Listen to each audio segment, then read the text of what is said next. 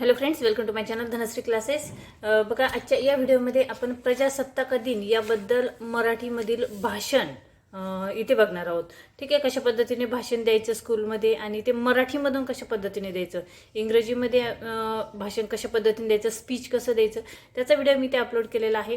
आज आपण मराठीमधून प्रजासत्ताक दिन म्हणजे 26 जानेवारी हा आपला प्रजासत्ताक दिन आहे आणि त्या दिवशी मराठीमधून ज्यावेळेस भाषण करायचं असतं स्कूलमध्ये, शाळेमध्ये, तर ते कशा पद्धतीने करायचे त्याचे काही लाईन्स मी इथे तुम्हाला सांगते. ठीक आहे, तर बघा की आपण सुरुवातीला प्रजासत्ताक दिनाचं जे भाषण सुरुवात करणार आहोत त्यावेळेस आपण काय म्हणणार की आदरणीय गुरुजन, शिक्षक वर्ग व माझ्या मित्रमैत्रिणी यांना सर्वांना माझा नमस्कार, या पद्धतीने आपण भाषणाला सुरुवात करणार आहोत.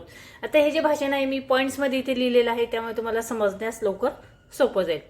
ठीक आहे, आता पहिली आपली लाईन झाल्यानंतर पुढे काय म्हणणार, माझे नाव धनश्री पाटील, म्हणजे आता आपलं जे नाव आहे ते आपण इथे सांगायचं आहे.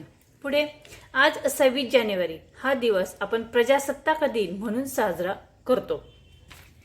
तर सर्वप्रथम सर्वांना भारतीय प्रजासत्ताक दिनाच्या शुभेच्छा, अशा पद्धतीने ही सुरुवात करायची आहे. त्यानंतर आपण प्रजासत्ताक दिनाबद्दल इथं त्याचं महत्त्व इथे सांगणार आहोत. बघा, प्रजासत्ताक दिन हा भारताचा राष्ट्रीय सण आहे. प्रजासत्ताक दिन हा भारताचा राष्ट्रीय सण आहे आणि याच दिवशी सन 1950 मध्ये भारताचे संविधान अंमलात आले. हे जे साल जे आपण इथे सांगत आहोत, इयर जे सांगत आहोत, ते व्यवस्थित इथे आपल्याला स्पष्टपणे सांगायचं आहे. म्हणजे याच दिवशी सन 1950 मध्ये भारताचे संविधान अंमलात आले आणि भारतीय संविधानाने आपल्याला मूलभूत हक्क व अधिकार दिलेत. भारतीय संविधानाने आपल्याला मूलभूत हक्क म्हणजे आपले स्वतःचे मूलभूत हक्क आणि आपल्याला अधिकार हे या संविधानामुळेच मिळालेले आहेत. या पद्धतीने आपण व्यवस्थित इथे हे जे भाषण आहे ते सांगायचं.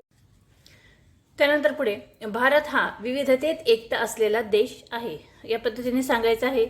पुढे सांगायचं आहे आपल्याला की प्रजासत्ताक दिन हा आपल्याला शांतता व एकतेची शिकवण देतो. प्रजासत्ताक दिनाचं महत्त्व आपल्याला इथे या आपल्या भाषणामध्ये सांगायचं आहे. थोडक्यात की प्रजासत्ताक दिन हा आपल्याला शांतता व एकतेची शिकवण देतो. मला माझ्या देशाचा खूप अभिमान आहे.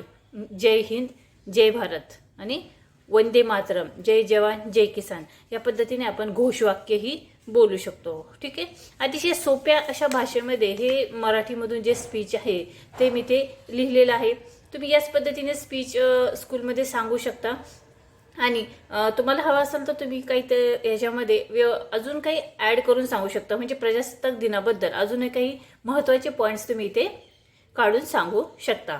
ठीक आहे, हा व्हिडिओ कसा वाटला कमेंट्स करून नक्की कळवा. व्हिडिओ आवडला तर व्हिडिओला लाईक करा, शेअर करा आणि चॅनलवर तुम्ही नवीन असाल तर चॅनल नक्की सबस्क्राईब करा. तुम्हाला हवं असेल तर तुम्ही या जो आपण निबंध घेतलेला आहे म्हणजे स्पीच आपण इथे बघितलेला आहे तर त्याचा तुम्ही स्क्रीनशॉट देखील घेऊ शकता.